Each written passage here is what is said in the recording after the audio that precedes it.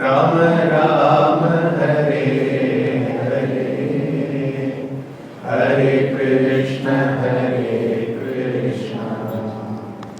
Krishna Krishna Hare Hare, Hare Ram Ram Ram Hare Hare, Hare Krishna Krishna Krishna Hare Hare, Hare Ram Ram Ram Hare Hare, Hare Krishna Krishna Krishna Hare Hare, Hare Ram Ram Ram Hare Hare, Hare Krishna Krishna Krishna Hare Hare, Hare Ram Ram Ram Hare Hare, Hare Krishna Krishna Krishna Hare Hare, Hare Ram Ram Ram Hare Hare, Hare Krishna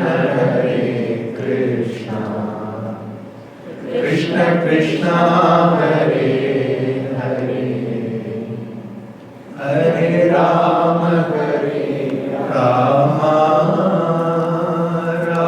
Ram Hare Hare, Hare Krishna Krishna Krishna Hare Hare, Hare Ram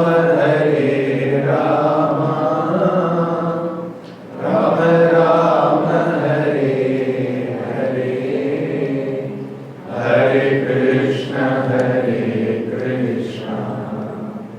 Krishna Krishna Hare Hare. 1 minute of silence.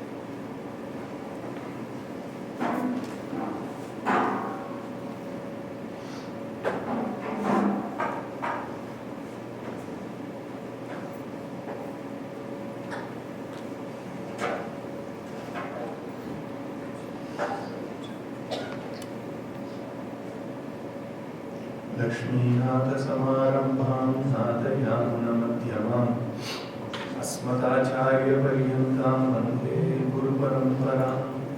गुरुब्रह्मा गुरुर्विष्णु गुरुदेवो महेश्वरः गुरुसाक्षात् परं ब्रह्म तस्मै श्री गुरवे नमः। कलये सुन्दराकारं सदैकप्रियदर्शनम् अज्ञाननाशकं देवं सद्गुरुं मुरलीधरं प्रह्लादनारदपराशरपुण्डलीकव्यासाम्बरीश सुखशौनकभीष्मदार्यान् रुक्माङ्गदार्जुनवसिष्ठविभीषणादीन् पुण्यानीमान् परमभागवतान् स्मरामि।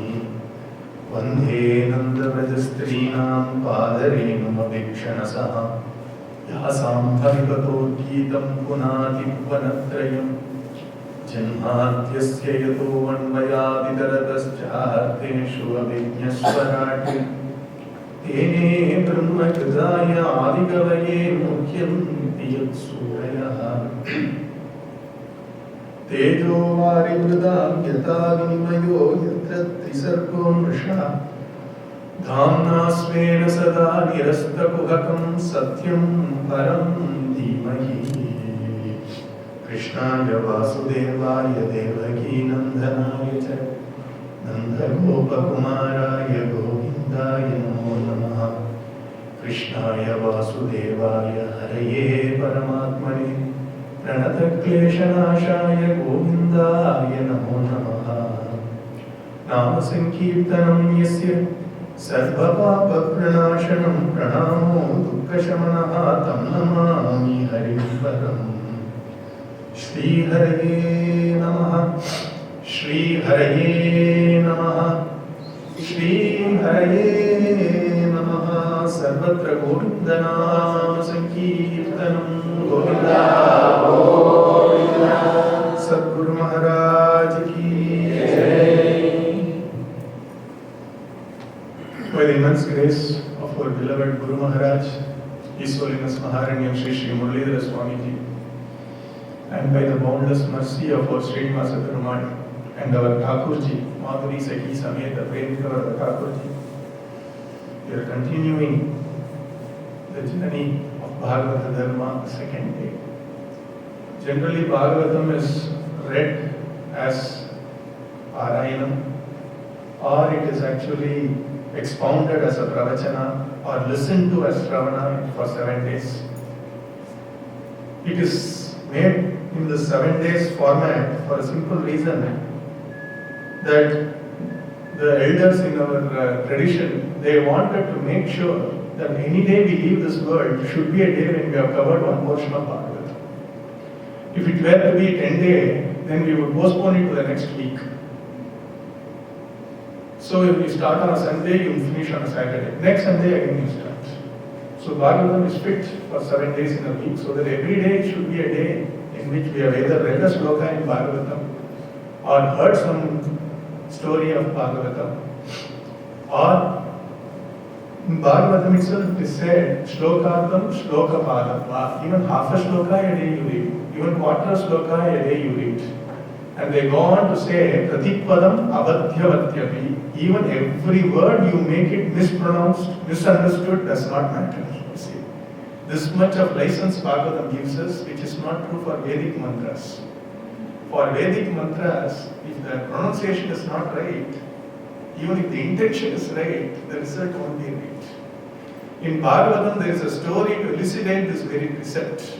So Vedic mantras are not for playing. See, it's not for games. A normal physical drug which is not good if we don't take it in the right doses. In India, you call it Schedule X drug, and it is not given to everybody. Does it mean that the pharmacologists are all very narrow-minded people? They ensured that this drug is not abused by people. Likewise, pronunciation is very important for Vedic mantras. For Puranas, for Vishnu Sahasranama, for Itihasas, Bhagavad Gita, no problem. Because there is a difference in the approach of these two Samhitas. Samhita means body of knowledge. Vedas are called Raja Samhita. Bhagavatam is called Suhrut Samhita. Vedas are called Raja Samhita because like a Raja, like a government mandates, it just gives you an ordinance, it just ordains. And there is no compromise in that. Either you follow, if you follow, you get the benefit, if you don't follow, you will be penalized. That is Vedamata. But the path of Bhakti, Bhagavatam and the rest is called Sukrit Samhita, like a friend. So that friend may give you the right advice, even if you ignore it, he will keep on giving you all that. Even if you don't do it right, he will forgive you, no problem, after all, he's my friend, you say. So Bhagavatam slokams, even Hare Rama Mahamantra, many people, especially in the Far East, they cannot pronounce Ra. They will pronounce it as La. That's why Rama became Lama, by the way. And La, even if you say Hare Lama, it is okay.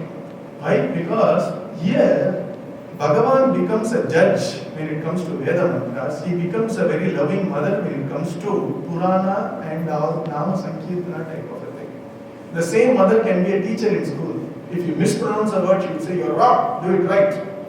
But at home, if the same child mispronounces the word, she said, I'm so glad that you're able to at least come close to what you want to say. So that's the approach. If you ask me, you see, the only problem with spirituality is you can't ask why many times. This is how it is. Why is the sugar sweet? This is how it is. Why is oxygen the life gas and not nitrogen? This is how it is. Why does the earth pull objects to its center? Do anybody know the answer? They don't. It is how it is. You see. So that's how it is. So why not I mispronounce Vedic mantras well? This is how it is. You see. You have to be clear on the repercussion of what you do. And in Bhagavatam it says Pratipadam Abadhyavatyam. Even every word you mispronounce, it will still give you the benefit. Why? Because that is how it is. That's how Bhagavan has given these two. And that is the reason why even in our own Veda Padashala, the people, they come at 7 years of age. These children are put through pronunciation test before they come inside the Veda Padashala. Because we can't allow them inside and they can't pronounce certain words, then they are harming themselves. In many families, they mispronounce Vedas and I see a lot of ill effects there also. And they say, I'm doing all this, yet I'm having this problem. You have not understood the repercussion and the impact of what we have to see. So that's how it is. Why I said that was, in Bhagavatam it's a safe grantha. And it will give you the same benefit of any other big mantras you have heard of. Just because it is easy does not mean it is not effective. Like Rama. You all are lovers of Vishnu Sahasranama, isn't it? Veda's essence is in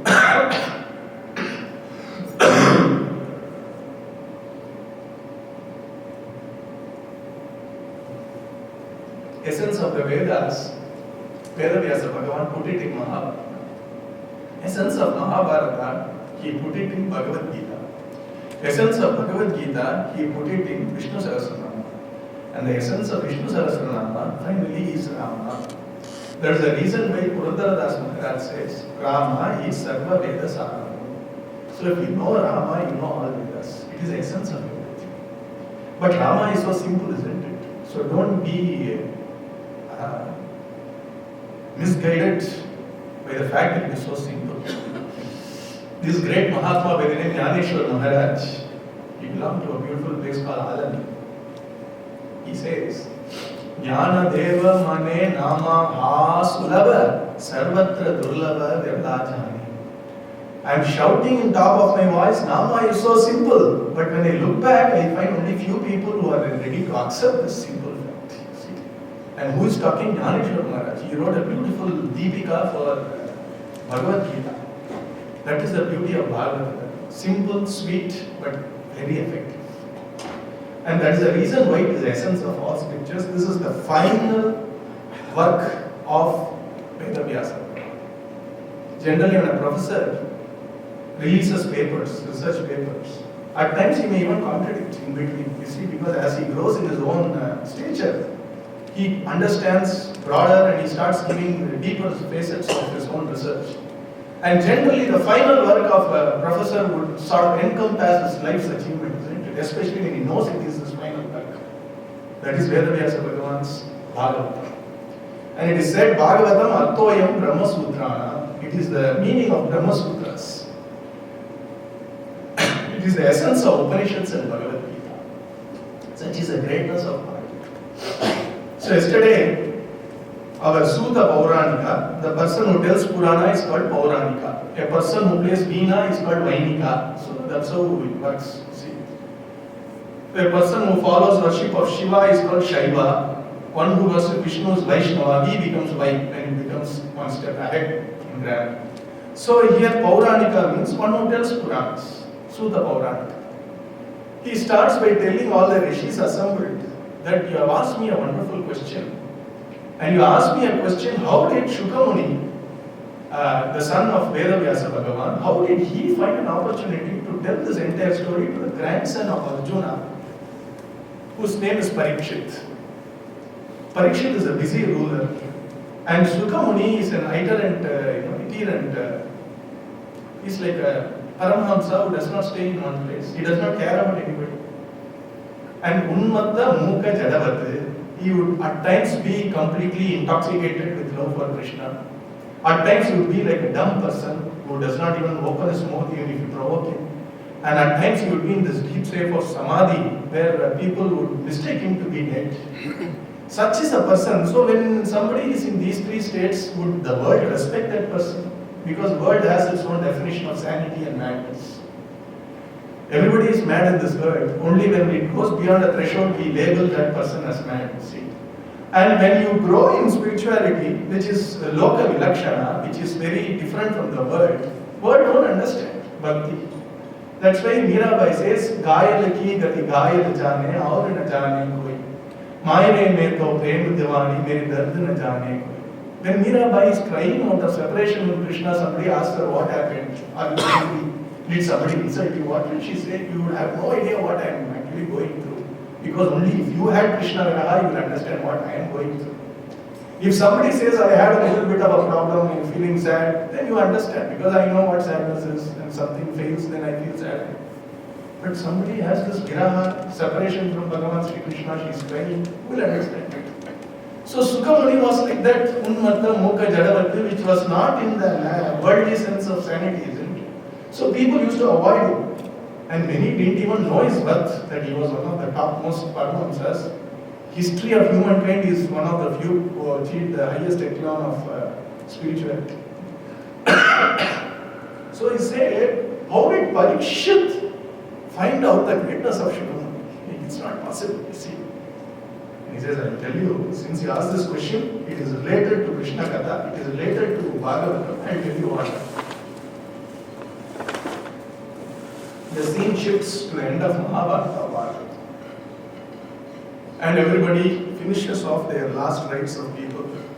Bhagavan Sri Krishna said, my job is over. Paritranaya sadhuna vinashaya dushkrutam dharma sansthapanarthaya. I have put Dharmaputra into the throne. Dharma has been now established. All the sadhus have been protected. Asadhus who came in the path of sadhus have been taken care of. This is what you have to understand. Bhagavan does not bother if somebody is a villain, because that's part of life, you see. So when you say Paritranaya sadhuna vinashaya dushkrutam, Bhagavan does not interfere with every dushkruti which happens in this world. This is Bhagavata Dharma. And when you are tempted to ask why, please don't ask. When it comes to Bhagavan, Arivondrum illada ahiku. You know what Arivondrum illada ahiku means? Tomorrow is Madhuri one man. Andal says that people, the gopis, we have 6 senses. None of those senses work for these gopis when Krishna is around themselves. But when they are selling curd and milk, they know how to negotiate and get the best from you.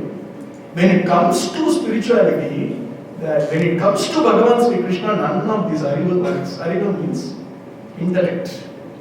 With Bhagavan it should not work. With the word it should only work, you see.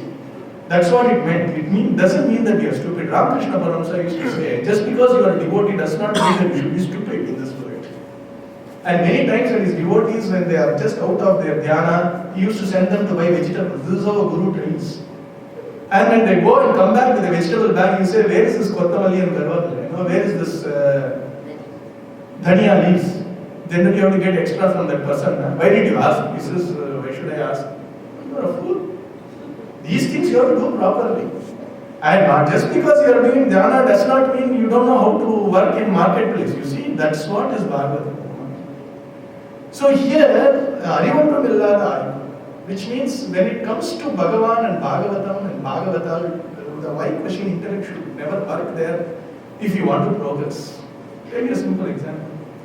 A very intelligent kindergarten child who thinks a little different from the rest of the children had a problem and the English teacher introduced him to alphabets. English teacher said A, B, C. The child said, "Ma'am, why should B come after A? Why should C come after B?" The teacher said, "You first learn the alphabets and explain." No, unless you tell me why, I won't go further. And for the next 20 years, that child remained the most intelligent kindergarten child. Same thing is for spirituality. In spirituality, you cannot use your worldly type of thinking. You can't use Aristotelian logic for Bhagavatam. You can't progress. You will be stuck in the way all your life. See? And that's the reason why Bhishmacharya yesterday himself said, when he looked at Draupadi, Krishna being her own brother, 5 valiant husbands, and yet Draupadi went through all the hardships. What can I say? It's all because of Kalakritam. It's all time. Or even time he was not very comfortable. He said it's all Krishna's work, and what he has in his mind nobody knows. Only he knows it. So the scene shifts to the end of Mahabharata, and Bhagavan said, "I've done everything. Paritranaya sadhuna vinachaya dushkrita." It's a beautiful, the order is very important. Mimamsa is a branch, it's a darshana, which talks about when somebody is talking something, what do they really mean? It analyzes all that beautifully. Which means, when Bhagavan said, Paritranaya sadhuna, vinachaya dushkritam, dharma samsthapanarthaya, the order is very important. He didn't say vinachaya dushkritam, paritranaya sadhuna. Why? Because you always start with the most important activity, and then a supporting activity, and a supporting activity. Why did you come to USA? And I should say to tell Bhagavatam, and also to see the wonderful nature of USA. If it's in that order, then I'm clear what I am. I'm not saying I came for Disneyland and also to tell Bhagavatam. Then I have a problem. See, I came on vacation. So Bhagavan says Paritranaya sadhuna, which means his mukhya dharma, his number one priority, protect the sadhus. Who are sadhus? Somebody is doing dhyana yoga. Is he a sadhu? Yes, he is a sadhu. Somebody is doing atma vichara. Is he a sadhu? Yes, he is a sadhu. Somebody is doing social work. Is he a sadhu? He is a sadhu. But Bhagavan's definition of a sadhu is different. Mirabai beautifully does that difference. Yogi aya yog karan ko tap karne sannyasi. Hari भजन को साधु आया वृंदावन की वासी मने चाकर राखो जी हरि भजन को साधु आया. Bhagavan's definition of sadhu, Bhagavan's definition of sadhu sangha, Bhagavan's definition of satsanga in Bhagavatam is very different. If somebody says somehow by the power of my meditation I will attain the Lord, then Bhagavan says okay, it's up to you. Bahunam janmanam ante, it will take a lot of time to go on. But the amount of effort you put in, I will ensure that I am a very neutral witness and give you the palan, because I am the palaprada, sarva palaprada. Somebody is doing Brahma Vichara. Bhagavan says, Aneka janma samsiddhi. You will see, a lot of janma, you will take some more, you will find siddha. You will find the fruit there. Bhagavan is a neutral witness there. And Bhagavan does not count these as satsanga at all, because when he is telling Uddhava, he says, place where my glories are sung, my name is chanted, my puja is done, and one of the 9 activities, Shravanam, Kirtanam, Vishnu Hosparanam, Padasevanam, Archanam, Nandanam, Dasyam, Sakyam, Atmanivekam. Bhagavan counts them as sadhus. Good. So everybody is a sadhu. Bhagavan has a special eye on these people. So Bhagavan says, Paritranaya sadhu. I will protect the sadhus who rely on me. See? There is a beautiful story Ramakrishna Paramhansa used to say. It seems Bhagavan Sri Krishna was playing dice with Satyabhama.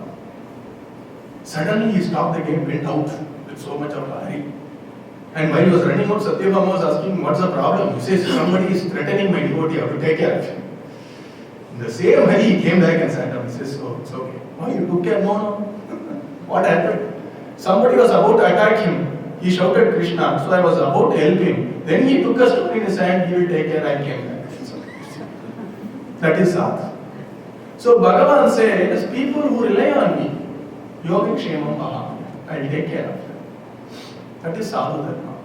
And the sadhu dharma is not worldly dharma. So in the worldly dharma, if somebody is ready to attack you, you have to attack back. That's worldly dharma, no doubt. Somebody harms you, you have to make sure that you harm him back maybe. That's political dharma. And if somebody has done a despicable act, you hate him. That's worldly dharma. But in Bhagavad dharma is different, you see. That's the whole problem. In Bhagavad dharma, you hate none. In Bhagavad dharma, you fight for dharma not with the hatred towards adharma, but rather love towards dharma. That's how you fight for dharma. So that's what he tells Arjuna also in Bhagavad Gita, that these are people who are adharmic people. Don't fight with hatred towards them in your heart. Then killing them, the sin will attach on you. But if you actually fight because you think this is the right thing to do and this is dharma, for the love of dharma you fight, then you will get a very high state, exact state. See, many times it's very easy to fall into hatred and get into the bitterness. Bitterness cannot, sort of overcome bitterness. You see, any despicable act is happening because of hatred. And if we are nurture the little hatred for the person who is perpetrating that despicable act, you are adding on to the hatred quotient of the world, and more such events will happen in future. So this is Bhagavad Dharma, that we always work with love towards the right thing and not fall into the trap of hating that which may not appear right to us. So Bhagavan is very happy, Paritranaya sadhuna vinachaya dushkrutam. Sadhus are taken care. Yudhishthira, Arjuna, all these people relied on him. And Bhagavan said, I have taken care of you. And who are the dushkrutinaha? Dushkruti are people who come in the path of sadhus. Then Bhagavan won't keep quiet. You see what I am saying? A beautiful example is given in Sri Vaishnava Sampradaya. If you have a forest and there are a lot of thorn trees in the forest, nobody takes so much pains to cut all the thorn trees in the forest. But if you have cultivated a rose bed and in that a weed comes, in that a thorn tree comes, then you take care to cut it off. So here Bhagavan says, if somebody is a sadhu, somebody does my nama sankirtana, and somebody crosses their path, then I can't keep quiet. Then I have to take care of them, dushkrutina. Otherwise, a lot of negative things happen in the world, Bhagavan won't interfere. Because he says in Kali, that is how it will happen. See. The beautiful example for this, many people say, long time back there was only one Hiranyakashipu. And Narasimha Swami came from one of the pillars. But nowadays we have Hiranyakashipus in every street. Why is Bhagavan not coming out from each and every pillar which is available there? And the Mahatma said, Bhagavan did not come for Hiranyakashipu, he came for Prahalada. You show one Prahalada, there will be one Narasimha Swami. Not for Hiranyakashipu. You think Hiranyakashipu deserves so much honor that Bhagavan comes for his sake? He won't come for his sake. He will come for a Prahalada, he will come for a Gajendra, he will come for a Dhruva. He will come only for Bhagavan. See? So Paritranaya sadhuna vinashaya dushkruta means if somebody or something comes in the way of a sadhu, Bhagavan interferes. Dharma samsthapanartha. What dharma does he establish?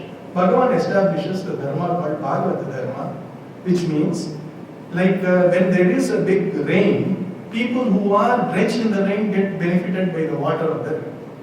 What about people who are not there during the time of the rain? This rainwater is collected in a small lake so that you can drink in deep into the lake even after 2-3 months after the rain is ended.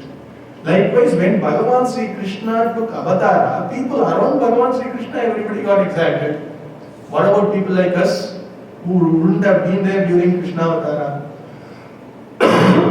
Bhagavan has allowed his spiritual waters to be stored in this Leela, Guna, Katha of Bhagavan in form of Bhagavatam, so that even in the years and years to come, people can drink deep into Krishna's grace through the medium of his life, through Bhagavatam, Bhagavad Gita and other Puranas.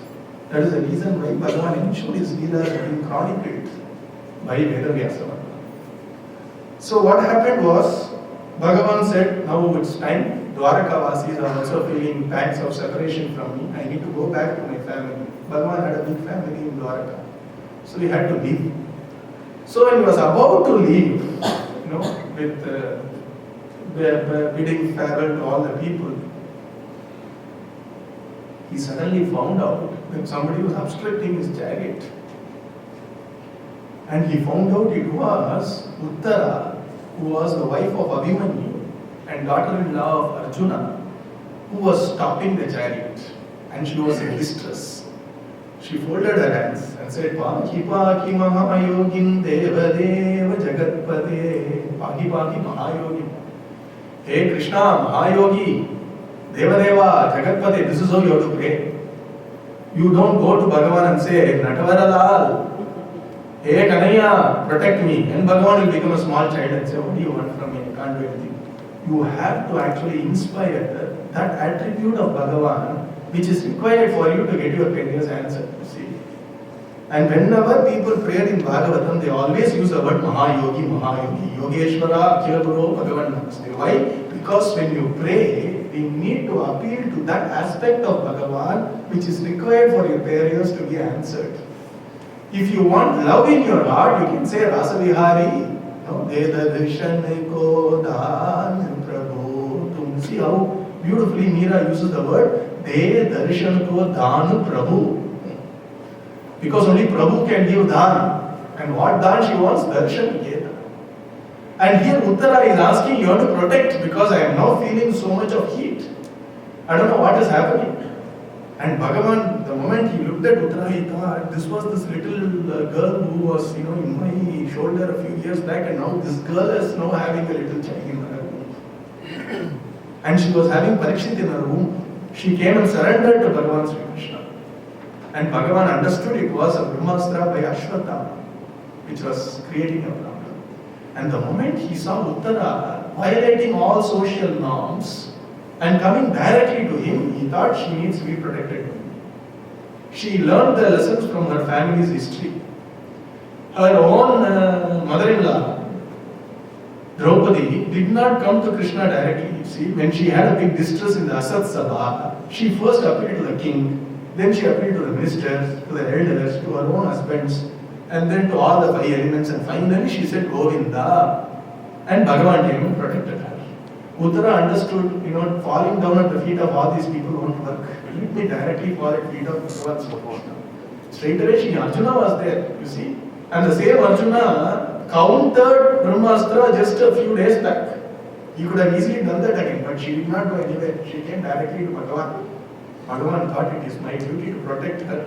She prayed, protect my child, even if I die, it's fine.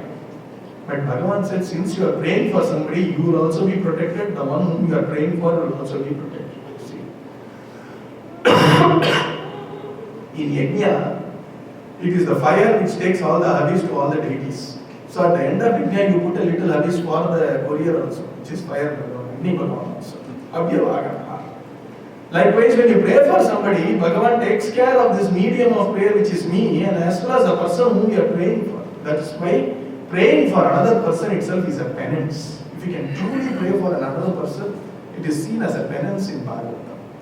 Uttara came, surrendered to Bhagavan Sri Krishna, and Bhagavan used his own Sudarshan Chakra and his own Tejas to protect this Uttara's Garbha, which was Parikshit, and also the 5 Pandavas. He protected them all. And then what happened to Ashwatthama, Bhagavatam didn't tell. He is still is one of the Siranjeevis. He is still around somewhere. If you see, very interesting point here. Just a technical point, don't go too much into spiritual stuff. In Mahabharata, 2 people, they had a little confusion all their life. One was Yudhishthira, another one was Dronacharya. Yudhishthira had a little mixture of Kshatriya Dharma and Brahmana Dharma. You see, when somebody is doing an unrighteous act, as a Kshatriya, you can't compromise. You just go and face it and finish up. Either you or me. You see. And for a Brahmana, generally a Brahmana means the attitude of a Brahmana. If somebody comes threatening you, he'll take it out a Japamala and start doing Japa. That is Brahmana Dharma. Kshatriya is, let me die or I'll finish you off because you are a threat to me. No, Yudhishthira had a confusion between these 2 dharma all the time. That's the reason why all the 5 suffered.